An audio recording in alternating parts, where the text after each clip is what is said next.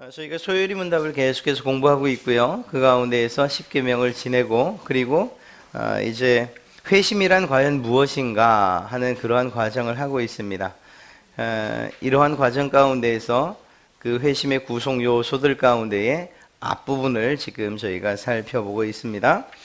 87번째 질문과 대답을 함께 해보도록 합니다. 제가 질문하면 함께 대답해 주시기 바랍니다. 생명에 이르는 회개란 무엇입니까? 생명에 이르는 회개란 구원의 은혜인데 이로써 죄인이 자기 죄를 바르게 깨닫고 그리스도 안에 있는 하나님의 자비를 알아 자기 죄에 대해 슬퍼하고 미워하며 죄에서 하나님께로 돌이켜 굳센 결심과 노력으로 새롭게 순종하는 것입니다. 네, 오늘 이 생명에 이르는 회개란 무엇인가에 대해서 한번 살펴보도록 합니다. 회심이라는 것이 지난주에 살피면서 회심이라는 것이 과연 무엇인가? 그것은 회개와 그리고 믿음으로 이렇게 이야기할 수 있다. 회개란 무엇인가? 죄를 버린다는 것이고 믿음이란 그 죄를 버린 상태에서 예수 그리스도를 믿는 것, 바로 이것을 얘기하죠. 이러한 회심을 통해서 우리는 구원에 이르를 수 있다, 이렇게 이야기를 했습니다. 우리는 보통 죄에 대해서 돌이켜 하나님께로 그 방향을 돌리는 것, 이것을 회개라고 이야기합니다. 죄에 대한 회개를 말합니다. 그런데 우리가 늘 착각하는 게 있어요. 이 죄에 대한 회개를 이야기할 때에 내가 누구에게 오늘 잘못했더라? 내가 그 사람에게 너무 심한 말을 했지? 내가 정말 마음속에 아주 해서는 안 될 생각을 했어.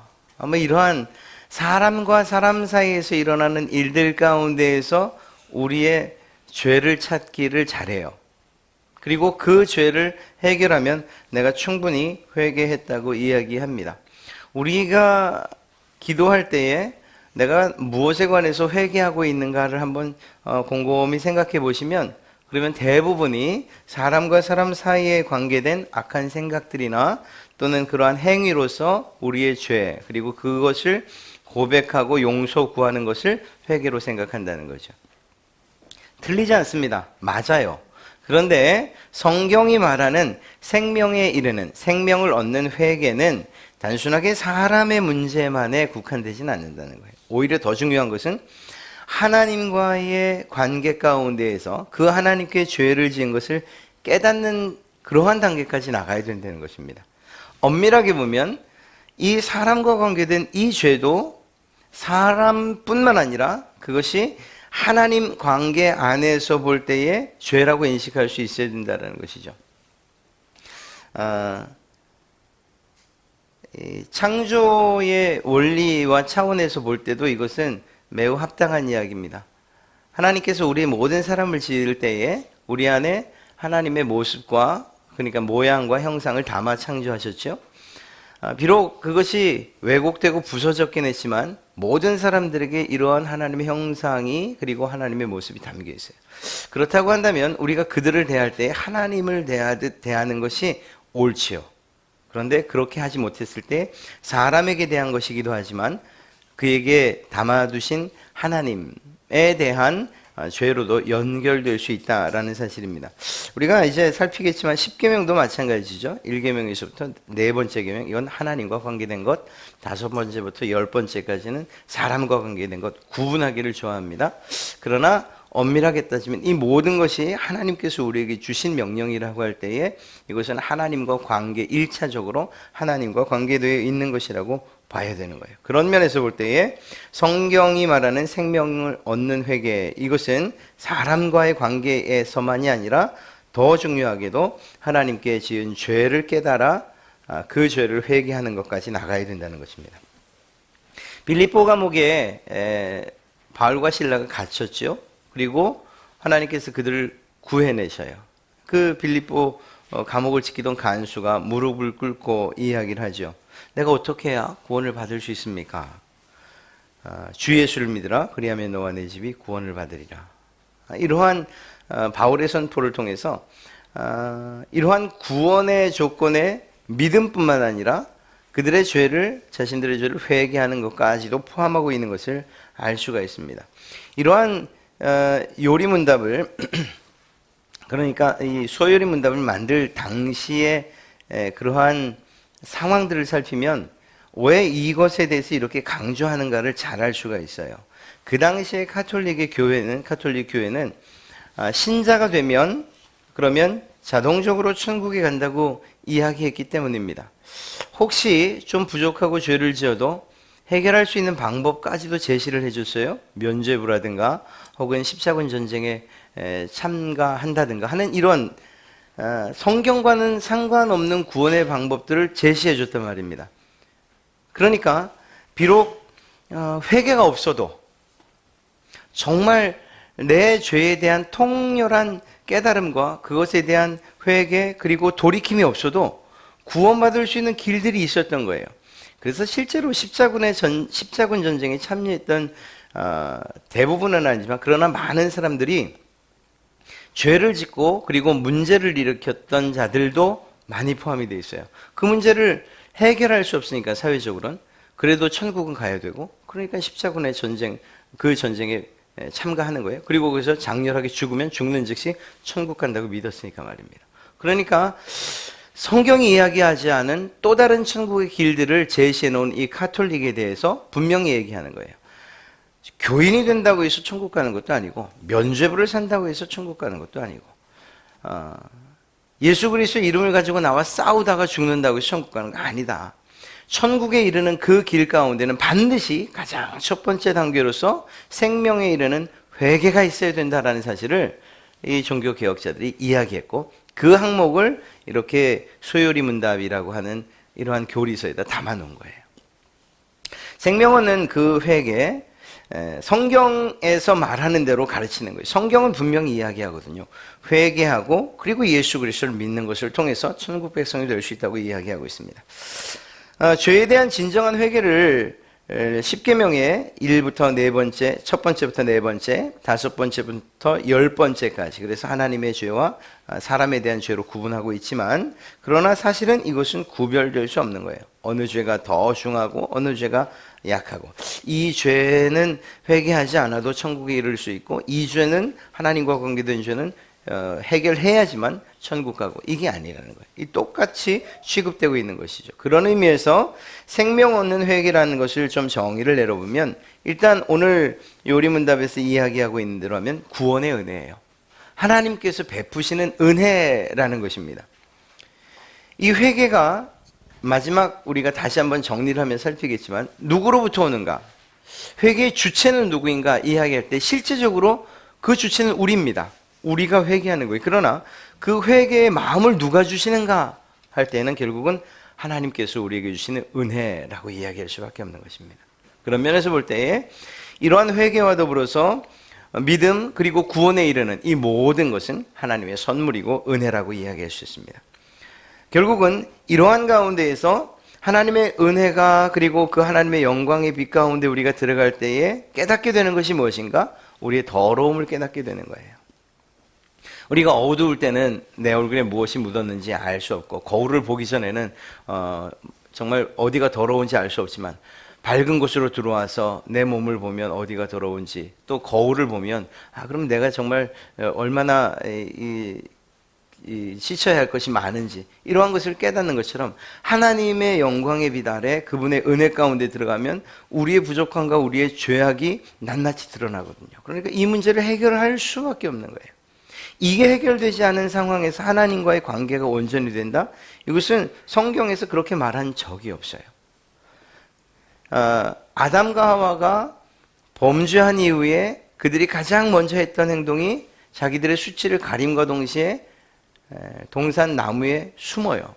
하나님과의 관계 가운데서 이미 단절됐다는 거예요. 그러니까 이러한 하나님과의 관계가 회복되기 위해서는 자신들의 죄의 문제가 해결되지 않고서는 하나님 앞에 나오지 못하는 것이죠.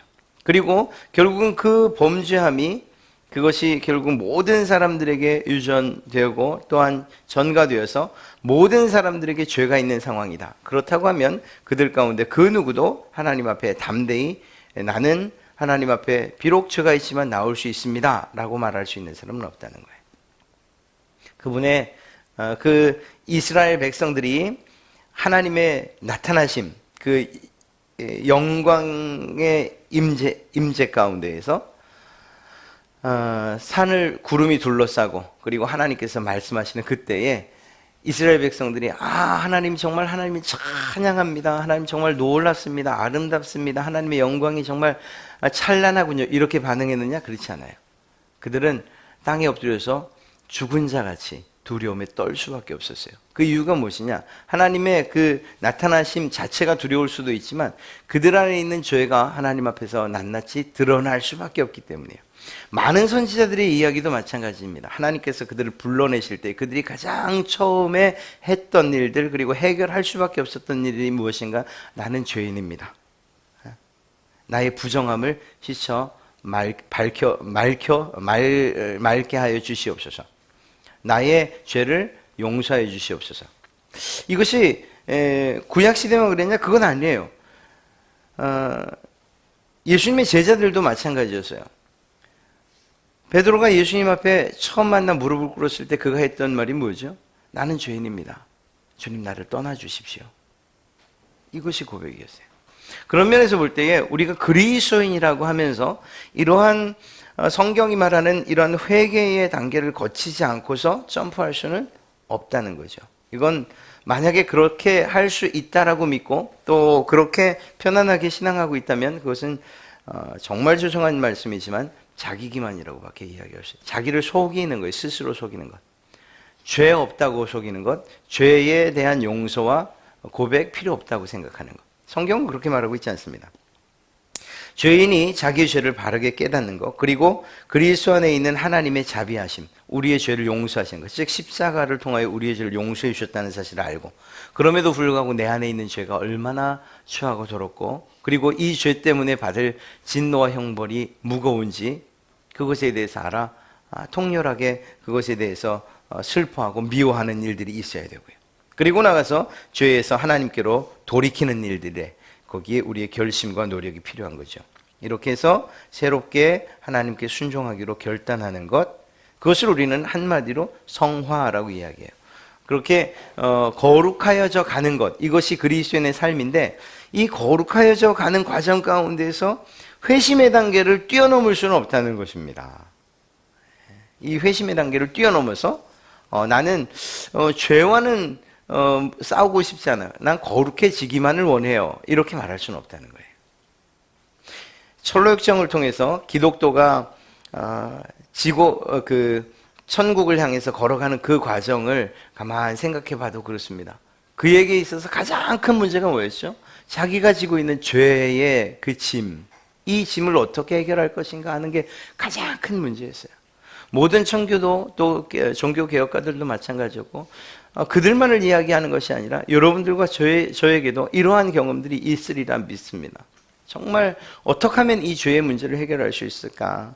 이것을 가지고 하나님 앞에 선다는 건 정말 말이 안 되는데 이러한 문제, 이러한 죄에 대한 심각한 인식이 먼저 있어야 되는 거죠.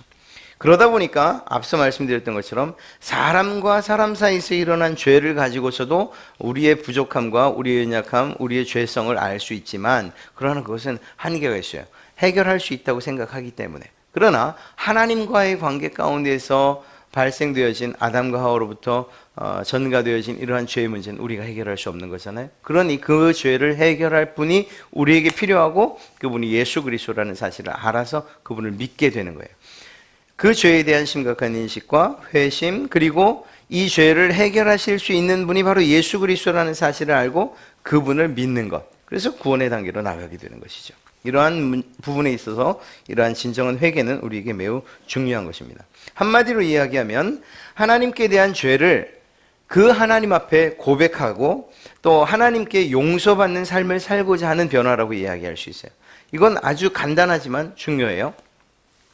죄를 지은 대상, 우리가 죄 지은 대상인 하나님께 죄를 지었어요. 그러면 그 하나님에게 우리는 고백해야 돼요. 내가 정말 잘못했습니다. 내 죄를 용서해 주십시오. 그리고 그 용서받는 삶을 살고자 나가는 것, 하나님께서 하나님의 은혜를 구하는 것, 이것이 구원의 그 여정이라고 할 수 있고 성화의 단계라고도 이야기할 수 있습니다. 제가 이야기하는 가운데에 이미 반복해서 계속 말씀드리는데 우리의 믿음도 마찬가지고 특별히 이 죄의 문제도 마찬가지입니다. 은혜를 깨닫는 것도 마찬가지고 우리가 성화되어져가는 관계 단계에서도 마찬가지로 적용이 됩니다. 우리 사람이 그러니까 지식과 감정과 그리고 의지로 이 모든 행동과 그리고 우리의 삶이 결정되어진다라는 사실들을 말씀드렸죠. 사람 인격이 그렇게 구성되어 있다는 거예요. 이 은혜에 대해서도 하나님의 은혜가 참 놀랍습니다. 하나님의 말씀이 이해가 됩니다. 깨달아집니다. 이것으로 그치면 안 된다고 말씀드렸죠. 그 깨달아진 지혜는 그 지식은 하나님에 대한 지식은 우리의 마음으로 내려와야 돼요. 그래서 그것이 감정적으로도 충분히 감동되어야 돼요.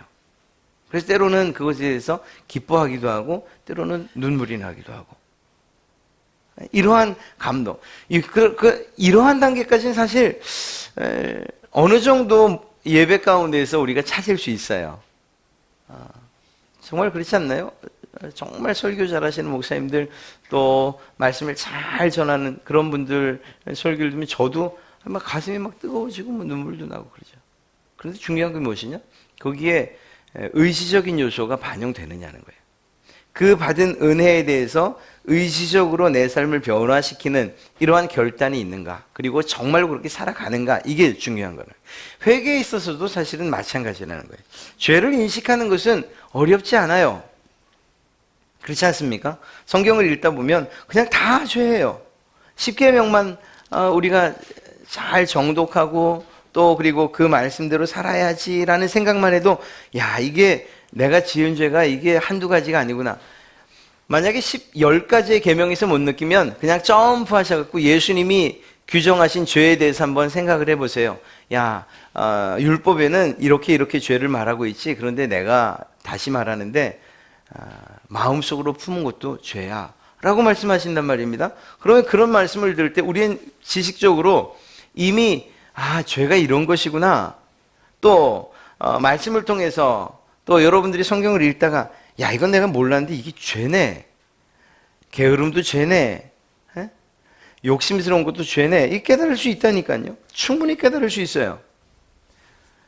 만약에 이 지식적으로 이해가 안 되고 죄에 대한 이해가 되지 않으면 사실 이 깨닫지 못하면 마음으로 내려올 수 없어요. 감정적으로 반응할 수도 없고 의지적으로 반응하는 건 당연히 불가능한 일이에요.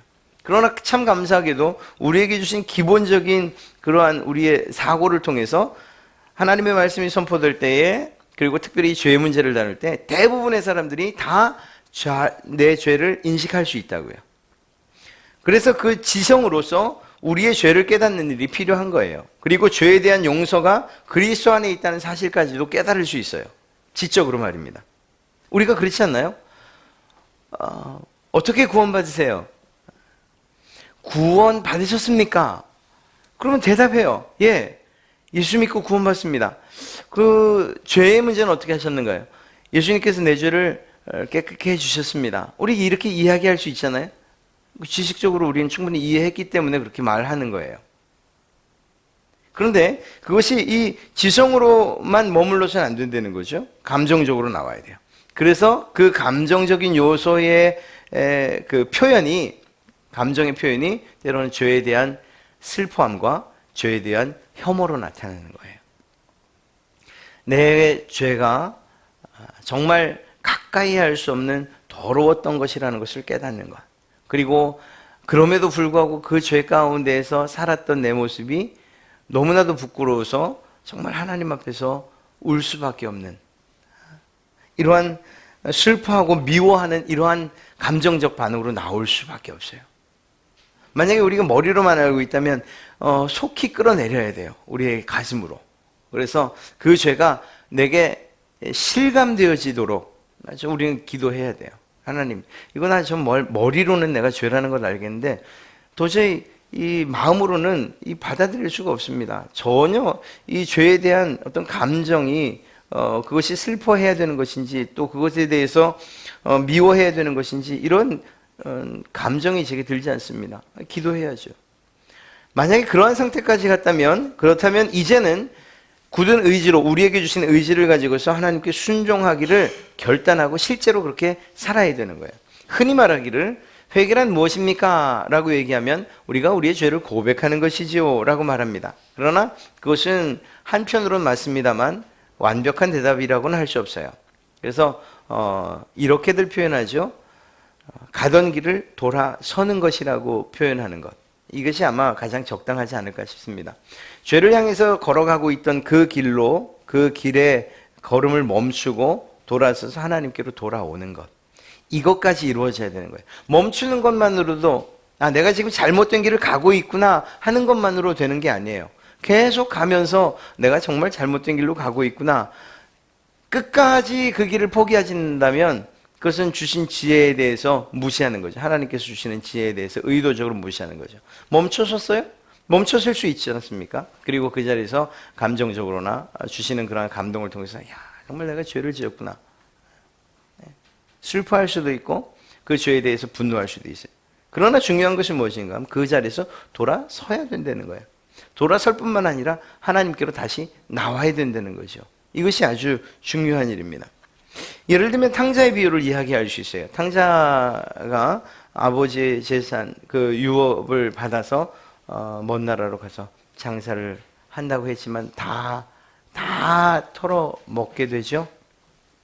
그리고 결국은 쥐업 열매 그거 어떻게 좀 뺏어 먹어보려고 돼지들한테서 그러다가 결국 거기서 뭘 알아요? 이게 내가 지금 아버지께 큰 죄를 졌구나. 여기서 죄는 유산을 내가 미리 달라고 한 것, 그것을 탕진한 것, 이것이라고는 이야기할 수 없어요. 오히려 아버지와의 관계에 문제가 생긴 것, 그리고 아버지의 마음을 제대로 알지 못한 것이라고 봐야 돼요. 어찌되었거나 거기에서 아버지에게로 돌아가야겠다는 생각과 함께 이 머리로서 결정을 져요. 내가 아버지께 큰 죄를 지었구나. 그러나 거기에서 만약에 돌이키지 않고 아버지께로 돌아가지 않았더라면 그것은 진정한 회심이라고 회개라고 말할 수 없다는 거예요. 거기에서 알고 깨달은 것, 그것이 어떻게 해요? 거기서 자기의 부끄러운 모습을 다 보고 그리고 자기의 정말 그 죄 때문에 얻은 그 결과들에 대해서 침통해하고 그리고 그것으로부터 벗어나려고 하는 그러한 미움이, 죄에 대한 미움이 생기고 결국은 그가 돌이켜서 아버지께로 돌아가는 것, 그리고 그 아버지와 포옹하는 것, 이것이 진정한 회심의 결과라고 이야기할 수 있는 거예요. 거기까지 가야 되는 거예요. 결국은 우리도 마찬가지예요. 하나님께로부터 떠나는 것이 죄라고 이야기한다면 그러면 그것에 대한 회개는 무엇인가 하면 그냥 알지만 그 길을 그대로 가는 것 아니고요.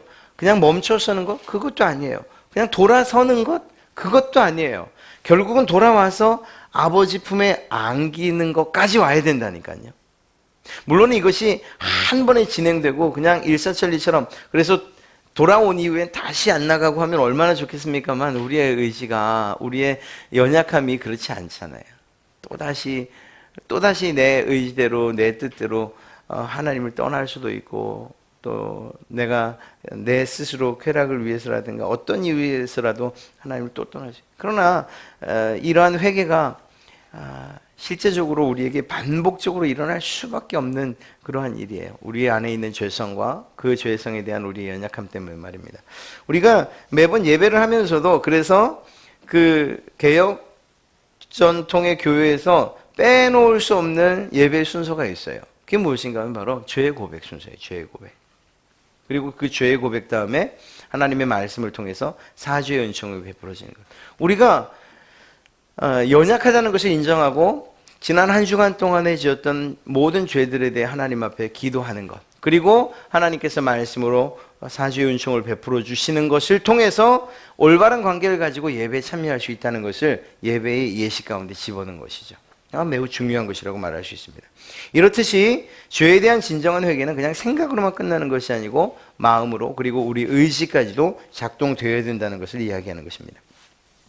오늘 성경 말씀을 보면 생명 얻는 회개에 대해서 하나님의 뜻대로 하는 근심이라는 표현으로 똑같이 취급하여 이야기하고 있는 것을 알 수가 있습니다. 성경은 근심을 세상 근심과 하나님의 뜻대로 하는 근심으로 나눠 이야기하죠. 여기에서 예를 들면 가룟 유다와 베드로의 이야기로 할 수 있어요. 예수님을 팔고 그것이 죄라는 사실을 알았죠. 후회도 했어요. 그래서 그것을 어떻게 하면 물릴 수 있을까? 제사장들을 다시 찾아가서 그 돈들을 받으라고, 무효하자고. 이 사탄이 그 제사장들의 입에서 나온 말이 정말 우리를 절망하게 만들고 좌절하게 만드는 그런 사탄의 전략이라고도 볼 수 있어요. 그 말이 얼마나 냉혹한지 알 수 없어요. 네가 지은 죄, 네가 죄값을 받아라 이거예요. 우린 그 돈은 받을 수 없다 이거죠. 그 죄 지을 때는 어떻게 해서든지 그래 내가 너 돈 줄 테니까 예수 팔아라. 이렇게 그냥 정말 온갖 가모니설로 그 일들을 성취하고 나서는 그것을 물으려고 할 때는 네 죄값은 네가 치르라는 거예요. 결국은 그러한 이야기를 들으면서 마음에 정말 아픔과 그리고 후회를 했어요. 그리고 근심도 했을 거예요. 양심의 가책도 느꼈으니까 말입니다. 그러나 이 문제에 대해서 사실 정말 안타까운 게 그 문제를 가지고 예수님 앞에 정말 나왔더라면 예수님이 그 해결해 주지 않으셨을까 하는 생각이 드는 거예요. 안타깝게도 그것을 가지고 예수님께 나오지 못했어요. 하나님께 나가지 못했다고요. 그러니까 진정한 회개의 자리로 나가지 못한 거예요. 그냥 자기 스스로 근심한 거예요. 세상의 근심이라고 말할 수 있죠. 결국은 자살하는 것으로서 자기의 잘못을 후회만 한 것이지 죄를 버리고 그것으로부터 돌이키는 행동까지는 이르지 못한 것이라는 겁니다. 우리가 하는 이러한 세상의 근심의 결과는 생명에 이른다기보다는 오히려 죄에 대한 인식만 할 뿐 회개의 자리에 가지 못하는 이러한 경우가 많다는 거죠. 베드로를 반대로 생각해 볼 수도 있습니다. 베드로 같은 경우에도 그에 상응하는 죄를 짓잖아요. 예수님 모른다고 3번이나 부인했는걸요. 그렇지 않습니까? 미리 알려주셨는데 미리 야 너 나 3번 부인할 거야 라고 얘기했는데 절대 그럴 리 없습니다. 내가 그럴 리가 있습니까? 라고 말해놓고서도 그렇게 했단 말이에요. 그리고 그게 얼마나 부끄러웠어요. 영화에 정말 그런 표현들을 아주 적나라하게 잘하고 있잖아요. 마지막에 예수님을 부인하고 나서 쓰러져 있는 예수님과 눈이 마주치는 그 영화적인 요소이기도 하지만 성경에도 또 눈이 마주치는 장면이 나와 있죠. 얼마나 찔렸겠어요. 그러니까 나가서 통곡을 하는 거예요. 통곡을. 내가 왜 통곡을 했을까요? 주님께서 말씀하신 것 그리고 그것이 죄라는 사실을 알았으니까 말이죠. 예수님을 모른다고 부인하는 것 자체가 정말 단지 미안해서가 아니고 그것이 죄라는 것을 알았으니까 통곡을 한 거예요. 그런데 유다와 다른 것이 무엇이었어요? 그 통곡함과 동시에 그러한 감정적인 변화에 그치지 않고 오히려 자신의 죄를 고백하고 결국은 예수님께로 다시 돌아왔다는 거예요. 이게 정말 중요한 거예요. 우리가 어떤 부흥회라든가 아니면 하나님의 말씀을 듣는다든가 우리의 죄를 깨달아 아는 것은 쉽다니까요. 그리고 그 죄가 감정적으로 반응하는 것도 어렵지 않아요. 특히 요즘의 예배가 이렇게 찬양 예배라든가 아니면 뭐 열린 예배라든가 아니면 좀 오픈된 그러한 예배 이런 경우에는 이 분위기에 따라서도 우리는 그냥 감정이 휩쓸릴 때가 너무 많아요. 나쁘다는 얘기가 아니고요. 그렇게 쉽게 우리의 감정이 변화될 수 있다고요. 죄에 대한 문제를 이야기하고 그리고 그것이 깨달아짐과 동시에 모든 주변의 사람들이 다 그 회개와 함께 정말 그 통회의 눈물을 흘린다? 나도 눈물을 흘릴 수 있다니까요. 그런 경험이 저도 있고요. 그러나 중요한 건 뭐예요? 거기에서 변화되어져서 그러한 죄로부터 돌이키는 것. 다시 그 죄를 짓지 않는 것. 하나님께로 돌아오는 이게 더 중요하다는 것입니다. 이 삶의 변화로 나타나지 않으면 그건 진정한 회개라고 이야기할 수 없어요. 제가 이 부분 얘기할 때에 이거 너무 많이 얘기해서 죄송합니다만 하여간은 벌써 한 3번은 얘기한 것 같아요. 제가 기도원 갔던 얘기 했었잖아요. 아주 모르시는 것처럼 괜찮아요. 그래도 할 거니까요. 자, 기도원을 갔었어요. 젊을 때 얘기죠. 한월산을 갔는데 그때는 차가 없었어요. 그러다 보니까 이제 버스를 타고 다닐 때입니다. 청년 때 이제 친구들하고 갔다가 이제 예배 잘 마치고 내려왔어요. 줄을 섰죠. 이렇게 버스 기다리느라고. 줄을 섰는데 버스가 저기서 딱 오니까 정말 빠르게 움직이시는 몇 분이 계셨어요. 후다닥 올라가더니 막 자리에 이렇게 앉아요. 그냥 자기 자리만 앉으면 좋겠는데 창문을 착 여시더니 권사님 가방 주세요. 그래서 가방을 빈 의자에다 이렇게 탁탁탁탁 놓으시는 거예요. 그러니까 거기 이제 그 동네 사는 할아버지인가 보죠. 할아버지가 들어서 뭐 가방이 벌써 놓여져 있어. 그렇게 가방 들고서 앉으시니까 그 뒤에 있던 그 집사님이신가 봐요. 아이고 죄송한데 그 가방 주인이 따로 있어서요.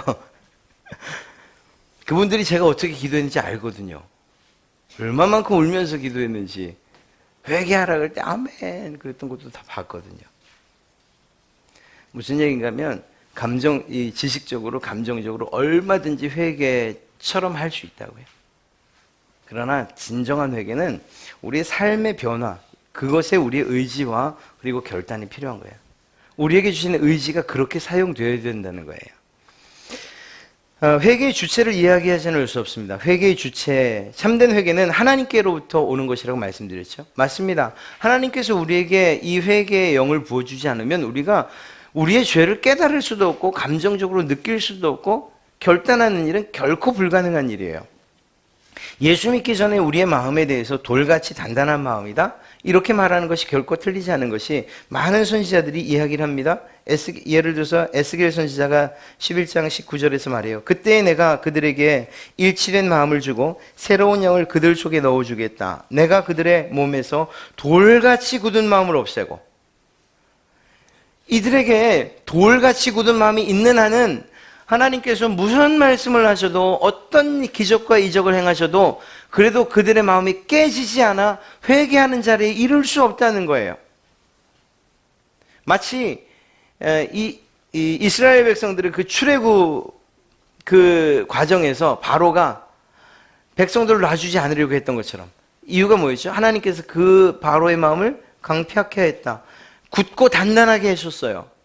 그래서 많은 이적들과 놀라운 능력을 받음에도 불구하고 보내야겠다 생각했지만 그러나 다시 하나님의 마음을 강하게 하시고 굳게 하시니까 거절하는 거예요. 이 말을 반대로 이야기하면 우리의 마음에 굳고 단단한 그러한 마음, 이러한 마음을 가지고서는 진정한 회개에 이를 수 없다는 거죠. 하나님께서 그것에 정말 그것들을 부서뜨려 주시고 살같이 부드러운 마음으로 바꿔주시는 이러한 하나님의 은혜가 있을 때 그 깨달아지고 느껴지고 결단하는 일들이 우리의 삶 가운데 일어날 수 있다는 것입니다. 그러나 중요한 건 그러니까 하나님이 하시는 거구나. 하나님 내가 회개하며 살 수 있도록 도와주십시오. 그냥 자동적으로 이렇게 요청하면 그냥 일사천리로 생각으로부터 마음으로 의지까지 모두 하나님께서 우리를 움직여 가시는 것처럼 그렇게 생각해서는 안 된다는 거예요. 물론 이것을 이야기할 때 조심스러운 건 그럼 내가 해야 될 퍼센트, 내가 해야 될 부분이 있고 그래야 진정한 회개가 이루어지는구나, 이렇게 착각해서는 안 돼요. 모든 것은 전적으로 하나님께서 이루시는 것이에요. 그러나 그 주체에 있어서는 우리의 지식과 감정과 의지가 사용되어져야 된다는 것을 말씀드리는 거예요. 만약에 그렇지 않다고 하면 하나님께서 그렇게 어렵게 하실 일이 있습니까? 하나님께서 공장 주인이 되셔서 회계에 관한 칩을 만드시는 거죠. 이렇게 뭐 반도체 찍어내듯이. 그리고 넌 내가 내가 구원해 주마. 그냥 칩 꼽으면 자동적으로 회개한다. 그리고 삶이 변한다. 이렇게 못 하시겠어요? 하시죠. 그러나 왜 이러한 지식, 감정, 의지를 통해서 우리가 그 회개의 삶을 살도록 하신 이유가 무엇인가 하면 여기엔 자발적, 자원하는 마음의 코드가 심겨 있는 거예요. 하나님께서 가장 기뻐하시는 것이 무엇이냐면 내가 너를 마치 로봇처럼 내가 주는 생각대로만 움직여. 너 정말 회개 잘하는구나. 이렇게 기뻐하시는 분이 아니시고 오히려 우리가 하나님이 주신 그러한 마음, 부드럽게 하신 그 마음에 주신 그런 회개의 영을 통해서 우리의 지식으로 알고 마음으로 알고 의지적으로 알아 스스로 회개의 자리에 가는 것을 원하시는 거예요. 하나님이 가장 기뻐하시는 일이라고 하면 바로 이 자원하는 마음이라고도 이야기할 수 있어요. 다윗이나 혹은 솔로몬이나 또 출애굽 당시에 성막을 지을 때에 그 이스라엘 백성들에 대한 하나님의 기쁨은 자원하는 마음으로 드려졌던 것들에 대한 기쁨이셨어요. 이제 그만이라고 이야기하실 정도로 말입니다. 자원하는 마음에 대해서 하나님이 기뻐하신다는 거죠. 그러니까 그런 의미에서 우리의 지식과 감정과 의지를 통해서 하나님이 주신 부드럽게 주신 그 마음과 함께 자원하여 우리가 회개의 자리로 나가는 것, 이것이 필요하다라는 것입니다. 그렇기 때문에 우리는 먼저 하나님에게 이러한 회개의 영을 통하여서 뿐만 아니라 정말 믿음에 관한 부분까지도 하나님의 은혜를 구해야 되는 거예요. 하나님 없이는 할 수 없거든요. 하나님에게 하나님 내가 회개할 수 있도록, 그리고 그 회개에 합당한 삶을 살아갈 수 있도록 도와주십시오. 이러한 하나님의 은혜를 구하는 그러한 기도가 필요해요. 그리고 나서 그 은혜에 적극적으로 우리가 살아가는 것, 행동해가는 것이 필요하다는 것이죠. 정리를 한번 해볼까요? 회개는 단순하게 뉘우침이나 눈물이 아니에요. 물론 동반해요. 이것이 만약에 정말 이것조차 없이 나는 정말 회개했어요 라고도 말할 수 있지만, 우리의 감정이 빠진 회개는 사실 그 순서상 맞지가 않아요. 그리고 우리의 이 인격 안에 있는 지, 정, 의, 이 모든 것이 함께 작용하여 우리의 인격적인 회개가 나온다라고 말할 때에 이러한 뉘우침과 눈물인 감정적인 요소들을 반드시 포함하게 되어 있어요. 바르게 회심한 사람의 상태는 어떤가? 죄를 깨닫게 되면 회개의 눈물과 함께 마음이 애통함으로 가득 차게 되는 거죠. 아마도 여러분들이 이미 경험하셨던 그러한 과정일 거예요. 네. 더 이상 죄를 짓지 않으려고 노력하는 거죠. 그런 면에서 우리의 감정이 어떻게 작용되는가? 그 죄를 보는 것이 힘들어지는 거예요. 내가 지은 죄들을 다시 보는 것, 그리고 그 죄에 대한 심한 단어를 쓰면 혐오스럽게 보여지기까지 하는 이러한 일들이 우리에게 있는 거죠. 참된 회개의 생활은 그냥 어떤 한순간에 끝나는 것이 아니고 우리가 살아가는 날, 그래서 죽는 날까지 계속되는 것이고, 그 과정을 통틀어서 성경은 성화라고 이야기하고 있어요. 성화, 거룩하게 되어져 가는 과정. 이게 단 한 번의 회개가 아니고요, 우리가 날마다 하나님 앞에 나와 회개하고 우리의 죄인됨을 고백하고 하나님의 용서를 구하고, 그 과정을 통해서 다시 결단하고 새롭게 살아가고 하나님께 더 가까이 나가는 것, 그것이 이어져서 성화, 거룩한 삶이라고 이야기되어진다라는 것입니다. 결론을 말씀드리면, 우리가 천국 들어가는 그날까지 날마다 하나님의 말씀에 우리 스스로를 비춰서 내 죄가 무엇인지 깨닫고, 그리고 그것을 마음에 통렬히 회개하고 또 그것에 대해서 슬프게 여기고, 그리고 그 깨달은 죄를 하나님 앞에 이젠 다시 짓지 않겠습니다 라고 해서 돌이켜 정말 결단하여 사는 그 삶, 이것이 바로 진정한 회개요, 생명에 이르는 회개라고 말할 수 있습니다. 이 생명에 이르는 회개가 있어야 그 다음에 결국 예수 그리스도를 믿는 믿음으로 나갈 수가 있는 거예요. 네. 그래서 우리의 이 회심 사건에는 이러한 회개와 이러한 믿음이 두 가지 요소로서 작용한다는 것을 꼭 기억하십시오. 회개, 제가 이렇게 여러분들과 회개에 대해서 공부한다고 해서 우리의 회개가 다 완성되는 건 아니죠. 이제는 이 회개가 이런 것이구나, 또 이렇게 이루어지는 것이구나, 우리의 전인격적인 요소가 다 사용되어야 되는 것이구나, 하나님께서 이러한 회개를 기뻐하시는구나, 그리고 우리의 삶이 변화해야 되는 것이구나 알았으면 이젠 여러분의 몫이죠. 또 저 개인, 우리 각자 개인의 몫인 거예요. 이제는 하나님 앞에 나와서 회개, 내가 하나님 회개했습니다 라고 말하면 돌이켜서 내가 정말 내 삶이 변화됐는가를 한번 체크해 보시는 이러한 일들이 필요한 거예요. 하나님, 나 이거 정말 잘못했습니다. 내가 다시는 안 하겠습니다. 그리고 또다시 똑같은 죄를 가지고 내가 다시는 안 하겠습니다. 이렇게 얼마까지, 물론 하나님께서 용서하시죠. 그거 안 하시겠습니까만, 그러나 우리가 거룩하게 살아가는 삶이 더디어질 수밖에 없다는 것은 사실이에요.